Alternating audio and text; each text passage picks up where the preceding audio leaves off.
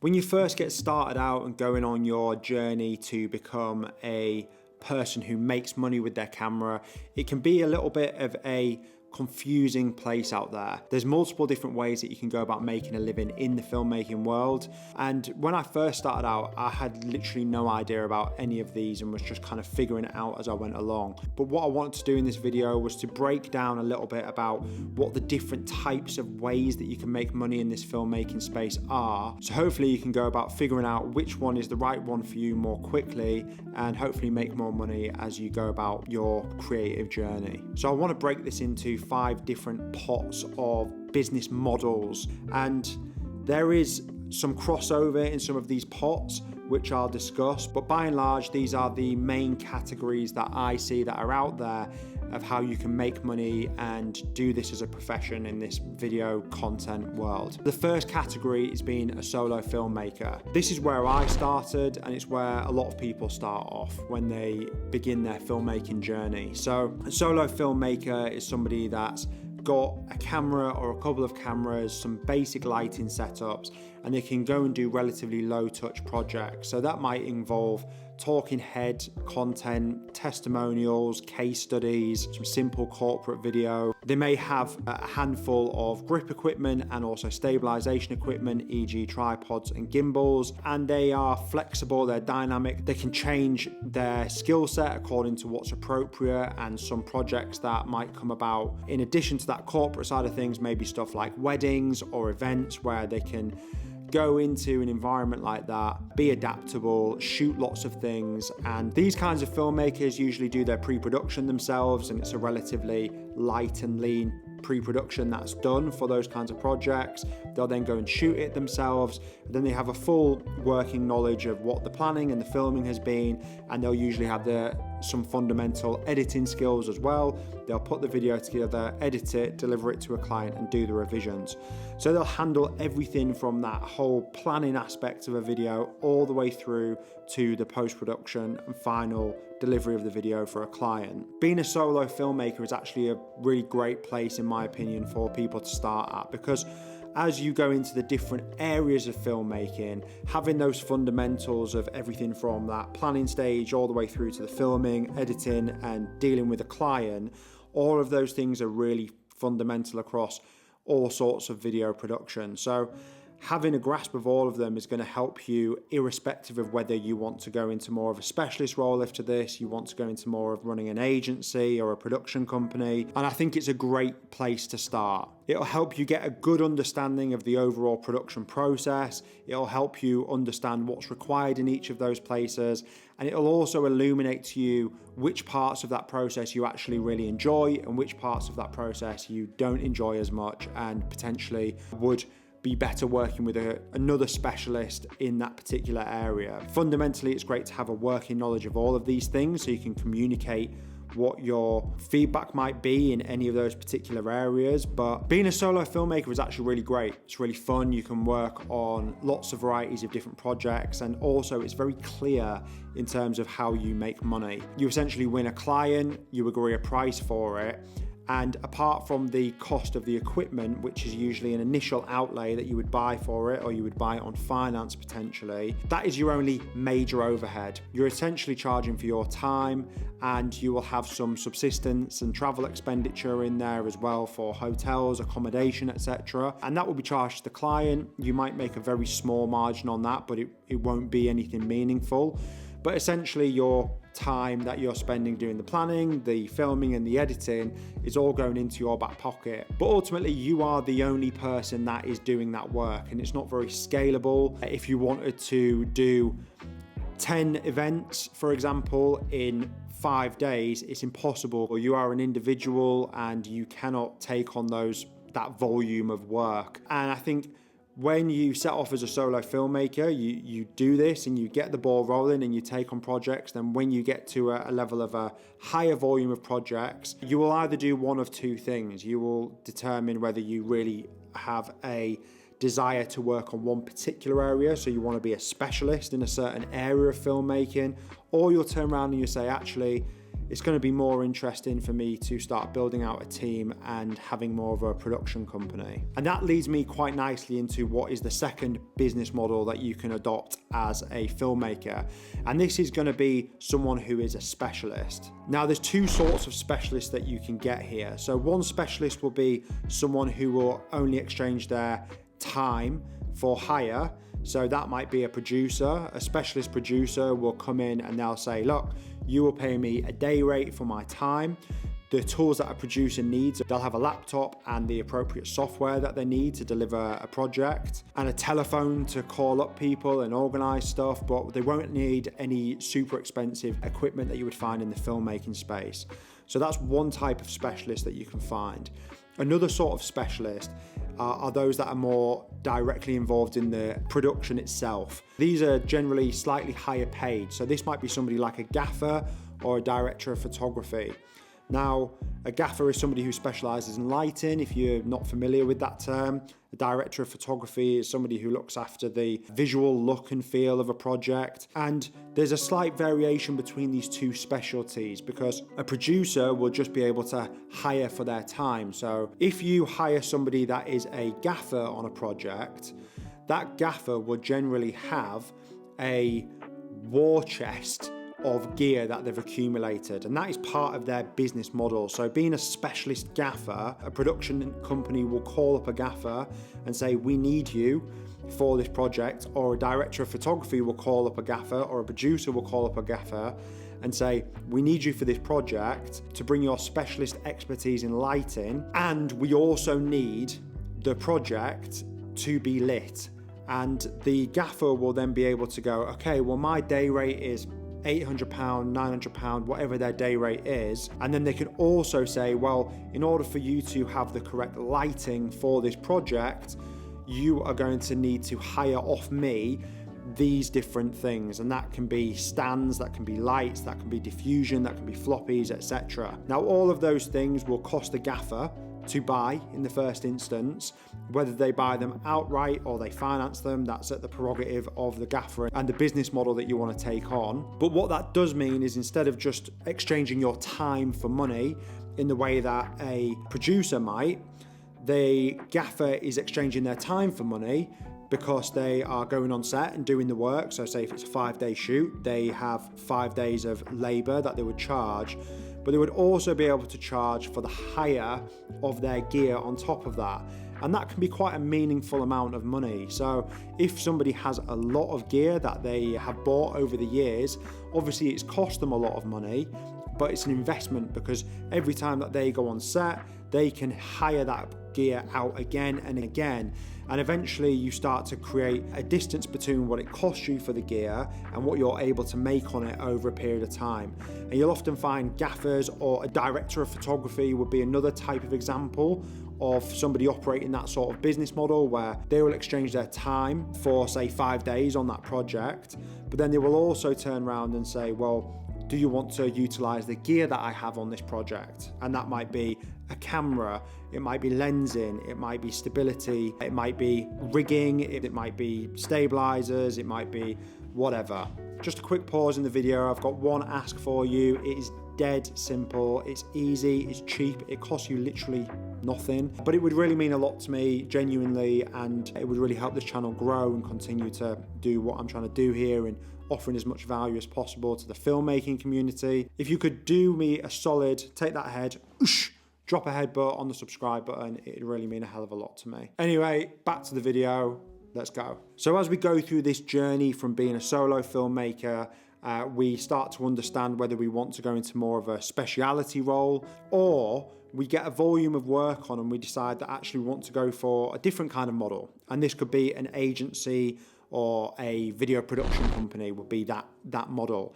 And there's a few different structures of video production agencies. So firstly, you might get a highly specialized agency. And this is a company that does one particular video type. They do it at volume and they serve a particular niche. It might be productions for podcasts, for example. Within the production for a podcast, you have a very set workflow that you need for the gear, the lighting, the grip, the audio, the post-production, in which case, as you start building more and more clients into your business. So you go, I don't know, I'm going to charge somebody £1,000 a month for their podcast. Once you get to a certain volume, you can go, okay, brilliant. I can now bring on another person that can help me with this in whatever area I need in the business, whether that's across planning, filming, post-production, etc. So that's more of a specialist agency. Now, those agencies tend to have one particular thing that they do. They build up multiple clients in that specific field. They're not super diverse in what they deliver, but it's quite predictable. However, the creativity and differentiation of work that you're doing is not hyper creative all the time. You're building more of a production line in a business like that, where yes, you are creating a bit of creative work and it is video and it is content, but it's very formulaic and it's very systemizable. The other type of video agency that's out there, which is the business model that I operate, is more of a leaner agency that has a specialism across a couple of different sectors. And we operate on more of a flex up and a flex down project by project basis. So we'll work with clients that sit across a couple of different industries, so it keeps it a bit more interesting. And that is purely interesting from the perspective of the people that are in the business. Some people might be really buzzing about doing one particular type of business. For us as an organization, we enjoy doing a handful of sectors and varied work. But then what we tend to do is focus on slightly higher ticket projects. So a project that might cost anything from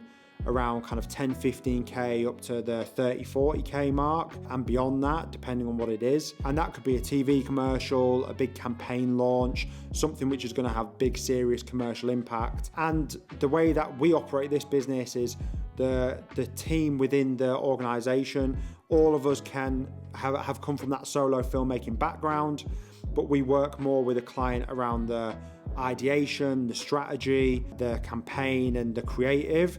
And that's kind of a top line of what's the idea, how are we going to produce it, what's the look and feel going to be like. And then in order for us to deliver the project, we will then turn around and bring in a specialist team. So those gaffers, those DOPs, makeup artists, talent, etc. for the exact time that we need them. So if we are going to do a 5-day shoot, we'll bring them in for 5 days. They're brought in and we say, okay, this is how much our project is going to be costing for the client. This is how much it's going to cost for us. This is our profit margin. And we can operate quite a few of those over a short time horizon because we are essentially building in resource to deliver on each project, opposed to being a solo filmmaker where you only have yourself and your time as the single thing that you can exchange. We can essentially work with multiple clients, then build in resources accordingly to service those clients. Now, there's pros and cons to solo filmmaking, this sort of model, and also the more specialist volume agency, and also being a specialist that hires their gear out like a gaffer or a DOP. So firstly, for a solo filmmaker, the pro is you have essentially very little overhead. So everything that you go out and make in terms of your cash generation, you're going to keep the vast majority of that in your back pocket. However, you are limited by the amount of time that you have that you can go and multiply that. But your profit levels will be very high. The other thing with being a solo filmmaker is your ticket value, so how big each project is going to be, how much a client is going to be willing to pay you as a solo filmmaker is going to be relatively lower than something that's a higher ticket project, which can hold you back a little bit. And I think that's why a lot of people tend to go into a specialism or they go into more of a production company. And then the final thing is it can be quite sporadic. It can be quite up and down as a solo filmmaker.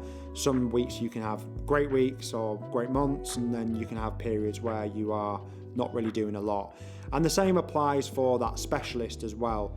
So in those two business models of being a solo filmmaker or a specialist, it's really important to make sure that you are building good relationships with agencies and production companies that are doing stuff, multiple things across the industry, because then you are always busy and your time is full. Because what you don't want is a diary that's pretty light and you're not getting paid and you're sitting around and you've paid for equipment that you want to rent out to people, but you haven't got any business. Then you've got that lean specialist agency that's doing a high volume of a very similar type of video. With that, they will get great levels of profitability, but they also are at risk because if one client goes, then they've brought on the resources internally to handle them, then that can be a bit of a problem. And the other drawback of that type of business is it's not always hyper creative, it's much more formulaic and process driven. If that's something that you're interested in, that's great, that's fine, it works for you. If you wanted something which is a bit more creative and dynamic, then those other types of agencies, a production company that's leaner and flexes up, this is what my company does, or being a specialist or a solo filmmaker where you can work on lots of different things and jump around, that will give you more creative flair and more variety in the work that you're doing. And I think it's quite important to note here that across these three spectrums that I've just described there of solo filmmaker, specialists and agencies, you'll often find that like you can dip in and out of the different types. So e.g. there could be a project that comes to my company which really requires the skills of a solo filmmaker, or it might require the resources of a small crew, and we can go and execute that ourselves, in which case it's higher profit levels. Sometimes projects will come on which will be much more higher ticket, then we'll build in that broader crew. So there's many different ways that the business model can operate in the filmmaking and creative space. Another channel within this is the content creator. So this is people that are like the solo filmmakers, but they essentially are just creating content of themselves. And again, you might get crossover. You might have a solo filmmaker or a director of photography or a gaffer or an agency director that is also a content creator. And a content creator can be in all shapes and sizes. You can be one of those different types of people, or you could just do that as your whole-time thing. Some people are all-out content creators. They're really focused on just generating a lot of content, putting their brand across on camera, and that is their primary revenue stream. And that revenue stream will come in the form of ad revenue from the likes of YouTube or TikTok or wherever. And they'll also generate income by doing brand deals with organizations that are complementary to them. And those brands will pay a creator to basically say good stuff about them or do an ad read in the middle of their video. And the content creator world is, from my understanding, very fun. I work across kind of two sectors. Sometimes I'll be agency director, sometimes I'll be content creator. For me, I've been in this world for about 7 years now, and I've learned a lot, and I want to give as much as I can to the community that watch these videos here. That is my fundamental mission, is just add a lot of value and add a lot of insight and help people just navigate the wild world that is filmmaking and figure their way through it, because I know it can be quite tough and a bit frustrating at times. So yeah, you've got solo creators that can be content creators, you've got specialists that go and fulfill a role within a production, and they also can sell their gear. They can add extra revenue on the hiring out of equipment. Then you've got agencies that can operate in a couple of different ways, leaner crews that flex out, more specialized crews that do volume in a very specific type of video. And then you've got the final way that you can make some cash, some dough in this filmmaking world, which is just purely on the rental side of things. And this is your rental houses that you go to take on extra equipment for a project. And these can be really different, varied levels. So I went to a conference in London a couple of days back and was chatting to a few of the different rental houses. And you've got rental houses that specialize in cranes for big production films. You've got rental houses that specialize in fast cars that have tracking for car scenes and crazy movements. You've got rental houses that specifically work on FPV drone pilots. You've got rental houses for big lighting rig setups. You've got rental houses for high-end production cameras like Arris. And then you have rental houses that kind of do a little bit of everything.